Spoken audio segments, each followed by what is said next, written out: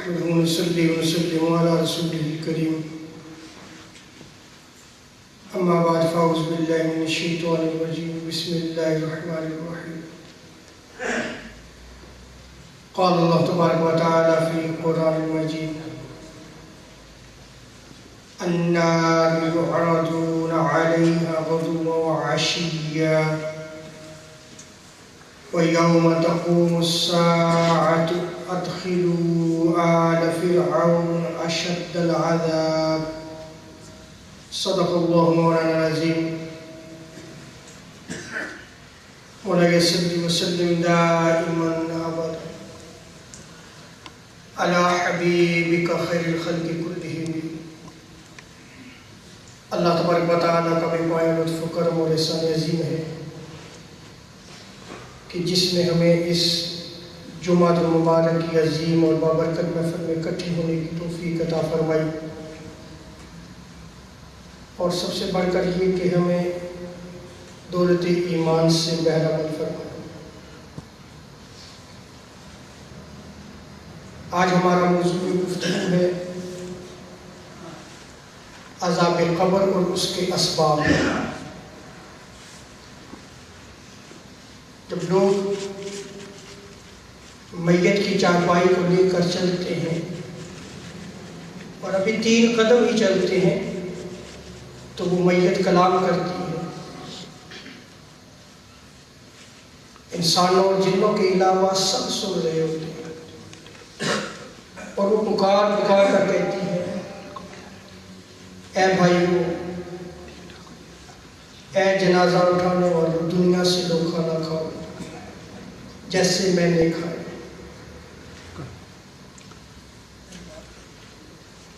آج ہم اسی موضوع کو جاری رکھتے ہوئے عذاب قبر کے اسباب کو بیان کریں گے۔ اگر میت کے اچھے اعمال ہوں گے تو اس کی قبر جنت کے باغات میں سے ایک باغ بن جائے گی، اور وہ جو چارپائی اٹھا رہے ہیں انہیں کہے کہ جلدی جلدی لے چلو، مجھے میرے مقام تک پہنچا۔ اور جو فاسق و فاجر ہو، گناہگار ہو، وہ چیخ چیخ کر اپنی چارپائی اٹھانے والوں سے یہ کہے کہ مجھے کہاں لے کے جا رہے ہو، مجھے کیوں لے کے جا رہے ہو؟ وہ اس لیے چیخے گی کہ وہ آگے عذاب کو دیکھ رہا ہوتا ہے، اسے عذاب نظر آ رہا ہوتا ہے۔ قبر کا عذاب حق ہے جو قرآن اور احادیث مبارکہ سے ثابت ہے، اور اس پر اجماع امت ہے۔ بعض روافض اور بعض معتزلہ جو ہے وہ عذاب قبر کا انکار کرتے ہیں، لیکن جمہور اہل سنت کے نزدیک عذاب قبر جو ہے یہ حق ہے،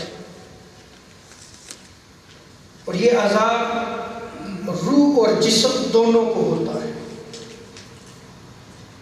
یہ عذاب روح اور جسم دونوں کو ہوتا ہے۔ یہاں پہ اگر ایک سوال قائم کیا جائے کہ اگر کوئی شخص جل کے راکھ ہو جاتا ہے یا جسے درندے کھا جاتے ہیں یا جسے سولی دیا گیا اور وہ وہیں لٹکا ہوا ہے، تو اس کا عذاب قبر کیسے ثابت ہوگا؟ اس پر بات کرتے ہوئے حافظ ابن قیم نے کتاب الروح میں بیان کیا ہے کہ جو عذاب کا حقدار ہوتا ہے اس سے برزخ میں حق کے مطابق عذاب ضرور بھگتنا پڑے گا، بے شک دفن ہو یا نہ ہو، درندے کھا جائے، آگ میں جل کر راکھ ہو جائے، سمندر میں ڈوب جائے، اصل قبر جو ہے وہ برزخ ہے۔ یہ مقام جو برزخ ہے یہ اصل قبر ہے۔ جب وہ برزخ میں پہنچ گیا تو اس پہ عذاب قبر جو ہے یہ ثابت ہو جائے۔ اور یہ کون سی مدت ہے جو برزخ کی زندگی کہلاتی ہے؟ یہ مرنے کے بعد قیامت تک اٹھائے جانے تک جو زندگی ہے، جو حیات ہے، اس کو عالم برزخ کہتے ہیں۔ اسے کیا کہتے ہیں؟ عالم برزخ۔ جو عالم برزخ میں پہنچ گیا، اگر اس کے برے اعمال ہیں تو اس کو عذاب ہوگا، اور اچھے اعمال ہوں گے تو پھر اسے ثواب جو ہے وہ میسر آئے گا۔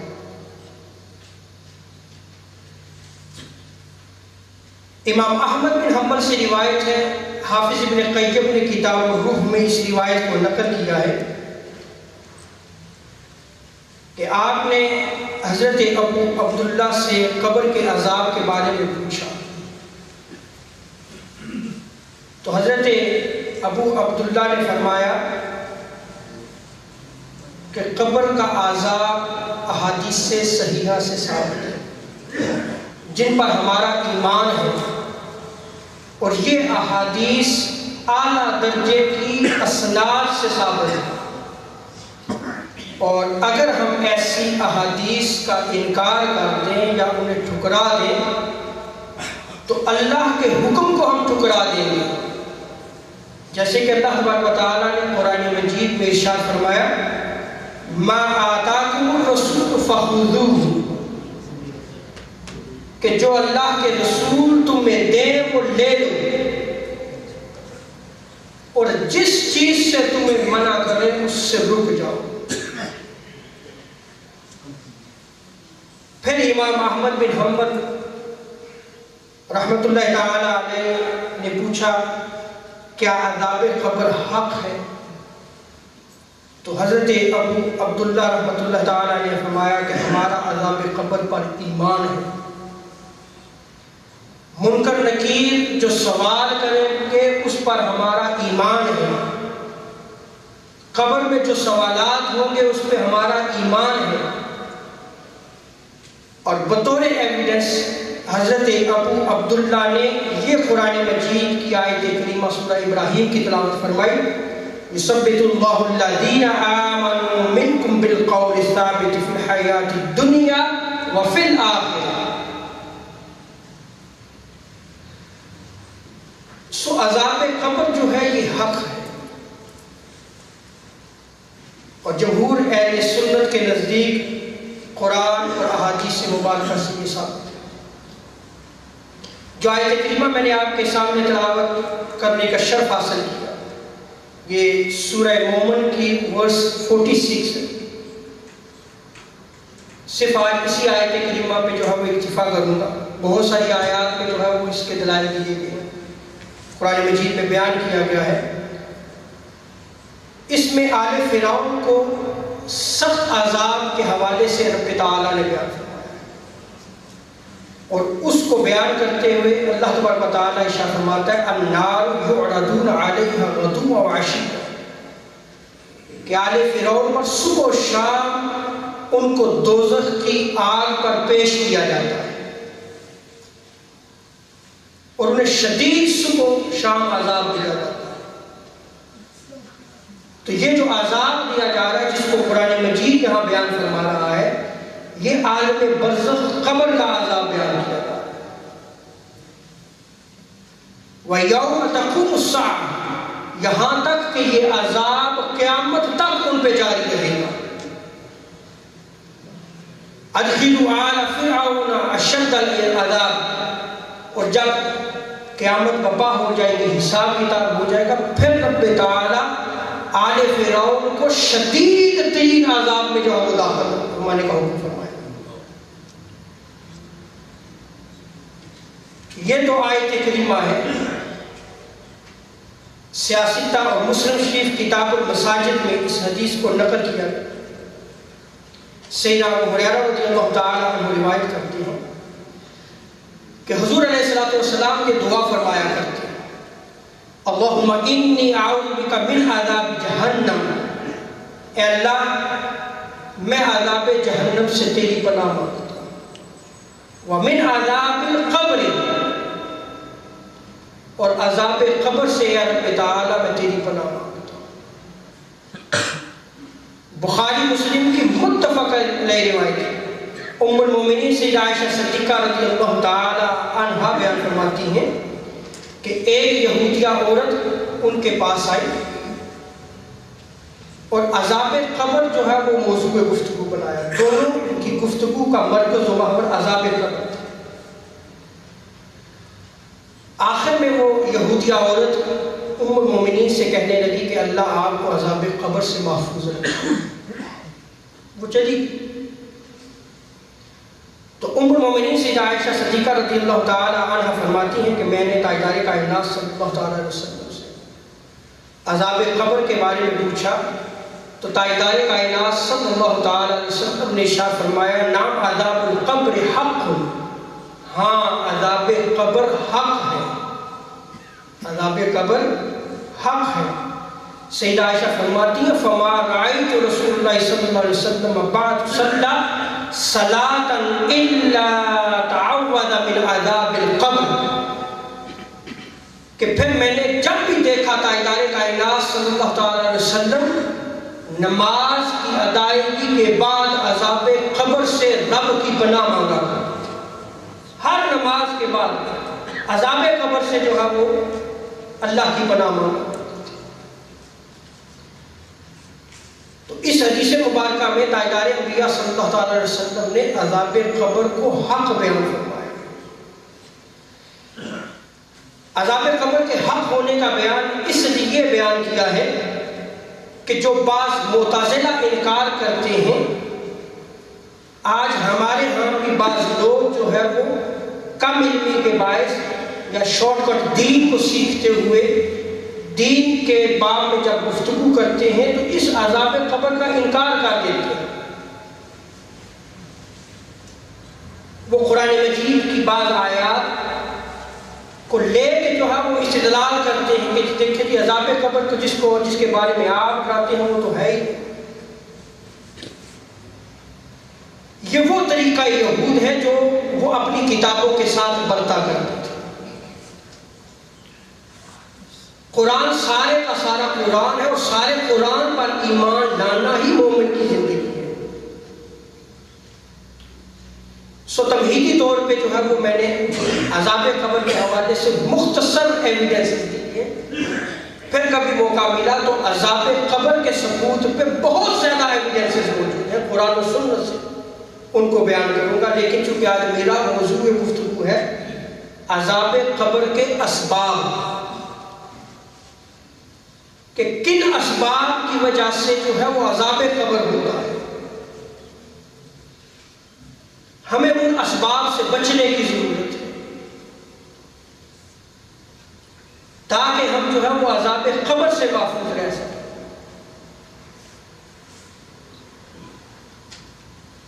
عذاب قبر کے اسباب میں سب سے پہلا سبب لا علمی ہے، جہالت۔ یہ کہیں بھی کنسپٹ نہیں ہے کہ جی اب ہماری زندگی گزر چکی لہذا دین سیکھنا ہمارے لیے ختم ہو چکا۔ تاجدار انبیاء صلی اللہ تعالی علیہ وسلم ارشاد فرماتے ہیں کہ علم حاصل کرو ماں کی گود سے قبر تک۔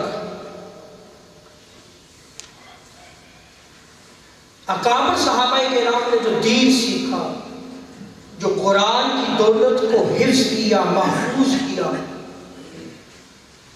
تو وہ بڑی عمروں میں انہوں نے کیا۔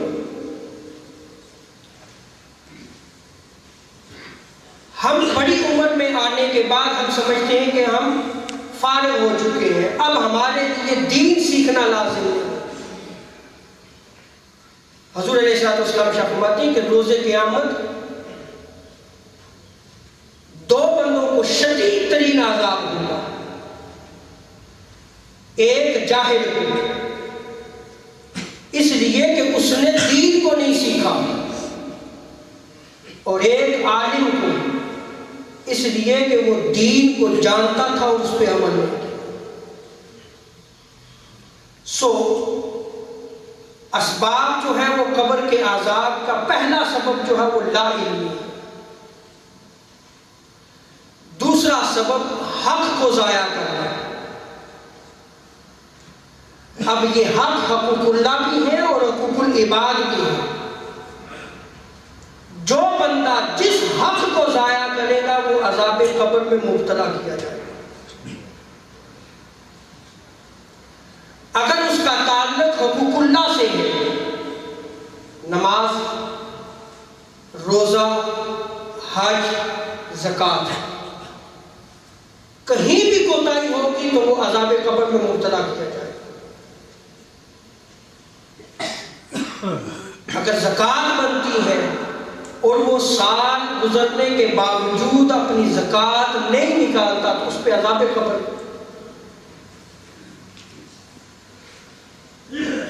اگر وہ صاحب استعداد ہے، قوت رکھتا ہے، پیسہ ہے اس کے پاس اور وہ حج نہیں کرتا، سو جن کا تعلق حقوق اللہ سے ہے وہ حق ضائع کرے گا تب بھی عذاب قبر، اور اگر اس کا تعلق حقوق العباد سے ہے تو تب بھی عذاب قبر. ایون اینیمل رائٹس بھی ہیں، جہاں تو انسانیت کی بات ہو رہی ہے نا، حقوق العباد میں اللہ کے بندوں کی، یہاں تک کہ اگر اس نے کسی جانور پہ اگر ظلم کیا ہوگا تو تب بھی اس پہ عذاب قبر ہے، عذاب آخرت ہے اس پہ. اب حقوق العباد میں کیا آتا ہے؟ سب سے پہلے حقوق العباد میں رشتہ داری آتی ہے. جو ان کے حقوق ہیں ان کی ادائیگی کی باری آتی ہے.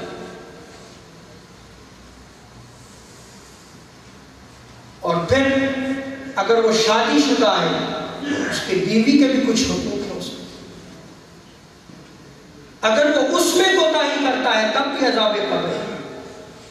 بچے اس کے نابالغ ہیں، بلوغت تک ان کی پرورش، اچھی تعلیم سے مراد یہ دنیاوی ہی تعلیم نہیں ہے بلکہ یہ دونوں تعلیمات،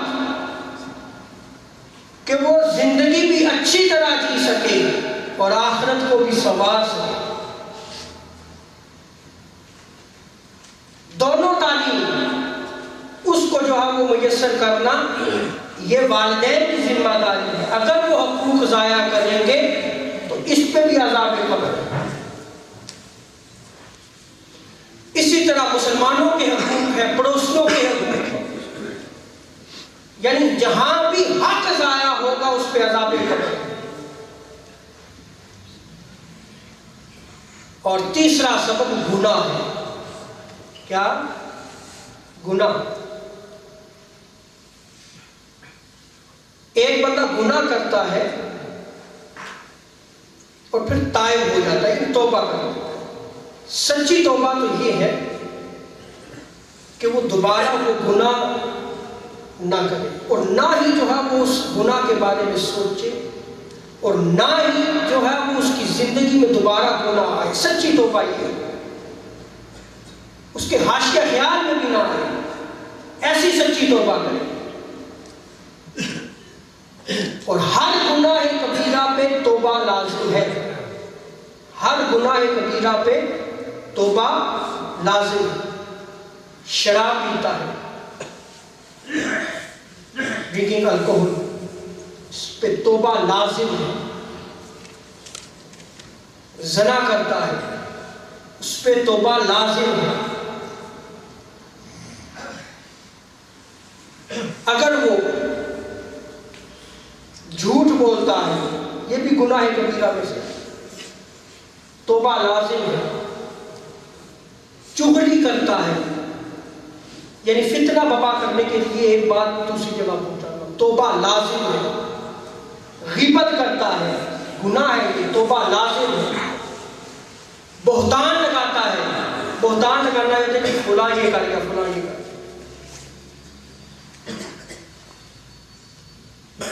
اس پہ بھی توبہ لازم ہے. اگر توبہ نہیں کرتا تو عذاب قبر ہے اس کو. یعنی جس نے دنیا میں اللہ تبارک و تعالیٰ کو ناراض کیا، اللہ کو غصہ دلایا، تاجدار کائنات صلی اللہ علیہ وسلم کی سنت سے انحراف کیا، تاجدار کائنات صلی اللہ علیہ وسلم کی سنت کو جو ہے اس نے اس سے منہ پھیر لیا، اور اگر وہ بغیر توبہ کے مر گیا تو اس پہ عذاب قبر ہے، کیونکہ اللہ کی ناراضگی کے مطابق اس پہ جو ہے وہ عذاب قبر جو ہے کیا جائے۔ حضرت ابو سعید خدری روایت کرتے ہیں، مسند احمد بن حنبل، مسند ابو یعلا، صحیح ابن حبان اور ترغیب میں اس روایت کو نقل کیا ہے۔ کافر پر شدید ترین قبر میں عذاب جو ہے مسلط کیا جاتا ہے۔ حضور ارشاد فرماتے ہیں کہ اس پر 99 اژدہا مسلط کیے جاتے ہیں، بڑے سامنے 99، اور وہ اس کو قیامت تک ڈستے رہتے ہیں۔ حضور ارشاد فرماتے ہیں کہ اگر ان اژدہا میں سے ایک اژدہا، ایک سانپ اگر زمین پہ صرف پھونک مار دے تو زمین جو ہے وہ سرسبزہ اگانا چھوڑ دے، سبزہ اگانا چھوڑ دے۔ اور حضرت عبداللہ بن عمر صحابی رسول ہے، وہ روایت کرتے ہیں، شرح صدور میں امام جلال الدین سیوطی علیہ رحمہ نے نقل کیا ہے۔ آپ فرماتے ہیں کہ میں مقام بدر کے قریب گیا، میں چل رہا تھا تو میں نے اچانک دیکھا کہ گڑھے سے ایک آدمی نکلا، گلے میں اس کے زنجیریں تھیں۔ اس نے مجھے آواز دی، اے عبداللہ مجھے پانی پلاؤ۔ حضرت عبداللہ رضی اللہ تعالی عنہ بیان فرماتے ہیں کہ میں نے دیکھا کہ یہ تو میرا نام بھی جانتا ہے۔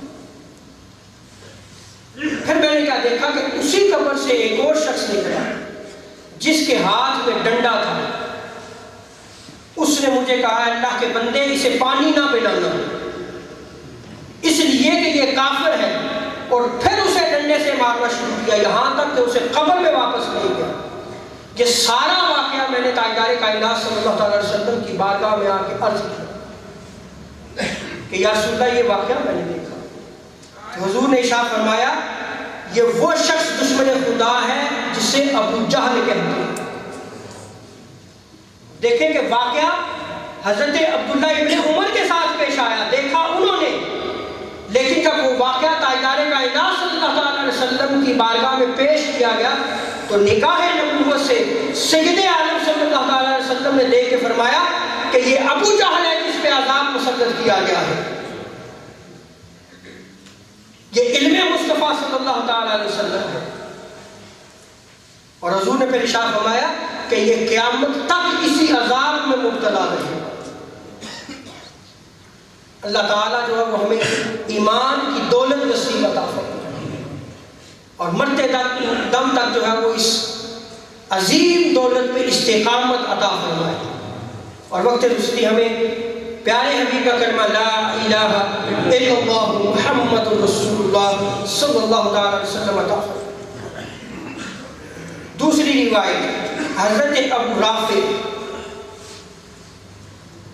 وہ بیان کرتے ہیں کہ میں حضور علیہ السلام کے ساتھ بقیع قبرستان گیا، جنت البقیع گیا، تو آپ صلی اللہ علیہ وسلم ایک قبر کے پاس سے گزرے تو آپ کھڑے ہوئے، آپ کا رنگ مبارک متغیر ہو گیا، اور آپ اللہ تبارک و تعالیٰ سے عذاب قبر سے پناہ مانگنا شروع کر اور ساتھ اف اف کہنا شروع کیا۔ پھر فرمایا یہ ایسے شخص کی قبر ہے جسے میں نے فلاں قبیلہ کی طرف زکوٰۃ لینے کے لیے بھیجا تھا، جب اس نے مال زکوٰۃ اس فلاں قبیلے سے لے لی پھر اس نے اسی پیسے سے ایک زرہ خرید لی، لباس خرید لیا۔ حضور ارشاد فرماتے ہیں آج وہی زرہ آگ بنا کر اس کے جسم کے ساتھ لپٹا دی۔ یعنی جو شخص دین کی خدمت کر رہا ہے، جو حاملین دین ہے، ان کی بڑی کڑی ذمہ داری ہے،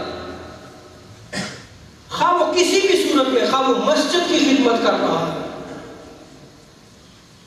کہیں بھی اگر وہ خیانت کرے گا اس کو یہ حدیث مبارکہ پیش نظر رہنی چاہیے کہ اگر مال زکات سے اس نے جو ہے وہ چوری کی اور ایک زنا خرید لی تو دین کے باب میں جو بھی خدمت وہ سر انجام دے رہا ہے اگر وہ کرے گا تو اس پہ عذاب قبر ہے۔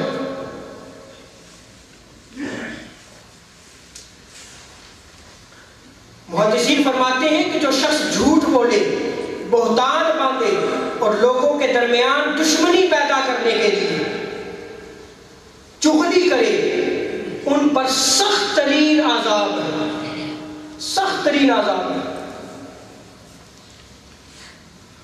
بخاری شریف کی روایت حضرت عبداللہ ابن عباس بیان کرتے ہیں کہ تاجدار انبیاء صلی اللہ تعالی علیہ وسلم مدینہ یا مکہ کے باغات میں سے کسی ایک باغ میں سے گزر رہے تھے تو آپ نے دو ایسے انسانوں کی آواز سنی جن کو قبر میں عذاب ہو رہا تھا، اور حضور علیہ السلام کھڑے ہو گئے اور پھر اسباب میں بیان دیکھیں، نگاہ نبوت ہے، یہ بھی علم نبوت میں آتا ہے کہ قبر میں جو عذاب ہو رہا تھا اس کو بھی دیکھا اور اسباب کو بھی پہچان لیا، اور سبب بیان کرتے ہوئے حضور علیہ السلام نے ارشاد فرمایا ان میں سے ایک شخص پیشاب کے قطروں سے نہیں بچتا تھا۔ آج دیکھ لیں، ہم سفر کرتے ہیں تو اگرچہ پانی میسر نہیں آتا، ہم کھڑے ہو کے پیشاب بھی کرتے ہیں اور پھر جو ہے وہ ہم احتیاط بھی نہیں کرتے، اس پہ عذاب قبر ہے، یہ بخاری کی روایت ہے۔ اور دوسرا حضرت علیہ السلام نے ارشاد فرمایا یہ وہ شخص ہے جو چغلی کیا کرتا تھا، یعنی لوگوں کی باتیں لوگوں تک فتنہ برپا کرنے کے لیے پہنچایا کرتا تھا، اس کو عذاب ہو رہا۔ حضرت عمر بن شرجیل بیان کرتے ہیں، کتاب روح و شرح و صدور میں اس روایت کو نقل کیا گیا، ایک آدمی فوت ہو گیا، لوگ اس کے بارے میں بتاتے تھے کہ بڑا عابد، زاہد اور خیر تھا۔ جب اسے قبر میں اتارا گیا، قبر بند کر دی گئی، فرشتے آئے، فرشتوں نے کوڑے پکڑے، فرشتوں نے کہا تجھے 100 کوڑے مارے جائیں گے۔ اس نے کہا مجھے کیوں 100 کوڑے مارے جائیں گے، میں نے ایسا کون سا عمل کیا؟ بحث تمہیز ہوتی رہی، حساب کتاب ہوتا رہا، یہاں تک کہ راوی بیان کرتے ہیں کہ بات ایک کوڑے پہ ختم ہوگی کہ ایک کوڑا ضرور لگے گا۔ بڑا عابد اور زاہد تھا، جب کوڑا مارا تو راوی بیان کرتے ہیں کہ اس شخص کی قبر آگ کے شعلوں سے بھر گئی، آگ کے شعلوں سے بھر گئی۔ اب اس نیک شخص نے پوچھا اے فرشتوں مجھے یہ بتاؤ یہ عذاب مجھ پر کیوں مسلط کیا گیا؟ فرشتوں نے کہا کہ ایک دن تو نے بے وضو نماز پڑھی تھی، یہ اس وجہ سے تجھے عذاب دیا جا رہا ہے۔ اور کیا آج ہم طہارت کیا ہے، طہارت کیسے کرنی ہے اس کی تعلیم دیتے ہیں؟ وضو کے کیا فرائض ہیں، وضو کی کیا سنتیں ہیں، غسل کیا چیز ہے، غسل کے کتنے فرائض ہیں، اس کی کتنی سنتیں ہیں، کیا ہم جو ہے وہ سیکھتے ہیں؟ اور اگر ہم اسی پہ خاموش ہیں کہ جی لا علم ہے تو لا علم تو عذاب قبر ہوگا، عذاب آخرت بھی ہوگا۔ اگر کوئی شخص جو ہے وہ غسل نہیں کرتا، اس کا غسل برابر نہیں ہوتا، اس کی ساری عبادات آج تباہ و برباد ہے۔ اگر جس شخص کا وضو صحیح نہیں ہے وہ بھلے نمازیں پڑھتا ہے، ساری نمازیں اس کی تباہ و برباد ہیں۔ تو آپ دیکھیں کہ عذاب قبر کا ایک سبب کیا تھا کہ بے وضو نماز پڑھ رہا تھا، اور دوسرا سبب فرشتوں نے یہ کہا کہ تیرے سامنے ایک شخص پہ ظلم ہو رہا تھا اور تو جو ہے وہ دیکھتا رہا اور تو نے اس جو ہے وہ ظالم کی مدد کیوں نہیں کی، اس وجہ سے تجھے کوڑا مارا۔ آج ہمارے سامنے ظلم ہوتا رہتا ہے لیکن ہم گنگ ہو جاتے ہیں، ہم خاموش ہو جاتے ہیں، اس لیے کہ یا تو ہماری برادری آتی ہے یا رشتہ داری آتی ہے یا ہمارا بیٹا آ جاتا ہے۔ اگر ظلم کو دیکھتے ہوئے برداشت کیے جاؤ گے تو اس میں بھی عذاب قبر ہے۔ ظلم کو ظلم کہنا چاہیے، اس لیے کہ ظلم کو، ظالم کو، اس کو ظلم سے روکنا چاہیے، یہی تو ایمان ہے۔ اور ہم خاموش ہو جاتے ہیں۔ بار بار کر رہا ہوں. سیدنا ابو ہریرہ روایت کرتے ہیں, سیاستہ کی روایت ہے کہ کچھ لوگوں کو تاجدار انبیاء صلی اللہ علیہ وسلم جب معراج پہ تشریف لے گئے, دیکھا کہ کچھ لوگوں کے سر پتھروں سے کچلے جا رہے ہیں. کس سے کچلے جا رہے ہیں؟ پتھروں سے کچلے جا رہے ہیں. پوچھا کہ یہ کیوں ان کے سر پر پتھروں سے کچلے جا رہے ہیں؟ بتایا گیا کہ یہ نماز نہیں پڑھتے تھے, یہ نماز نہیں پڑھتے تھے. جان بوجھ کے نماز کو ترک کرنا عظیم گناہ ہے, عذاب قبر ہے. اللہ تعالیٰ جو ہے وہ ہمیں دین کو سمجھنے کی توفیق عطا فرمائے. شب برات ہماری اس مسجد میں عظیم الشان پروگرام ہوگا انشاءاللہ تبارک و تعالیٰ. شب بیداری ہوگی جس میں صلاۃ التسبیح بھی جو ہے وہ ادا کی جائے گی. باہر سے مہمان جو ہے وہ مقررین بھی تشریف لائیں گے, واعظ بھی ہوگا, نصیحت بھی ہوگی, ذکر بھی ہوگا, اذکار بھی ہوگا. آپ دوستو احباب سے گزارش ہے کہ اس رات جو ہے وہ آپ مسجد میں بھی تشریف لائیں, لیکن سچے دل سے تائب ہوں, سچے دل سے تائب ہوں, کیونکہ یہ وہ رات ہے کہ جس میں زندگی کے فیصلے ہوں. کس نے اگلے سال رہنا ہے, کس نے نہیں رہنا, یہ سال فیصلے ہوں کو وہ فیصلہ ہونے سے پہلے سچی توبہ کر دی جائے. اور یہ بھی کسی کو خبر نہیں کہ وہ رات میسر آتی ہے یا نہیں آتی. اللہ تعالیٰ ہمیں دین کی سمجھ عطا فرمائے. وما علیک الا البلاغ المبین. سنتے ہیں.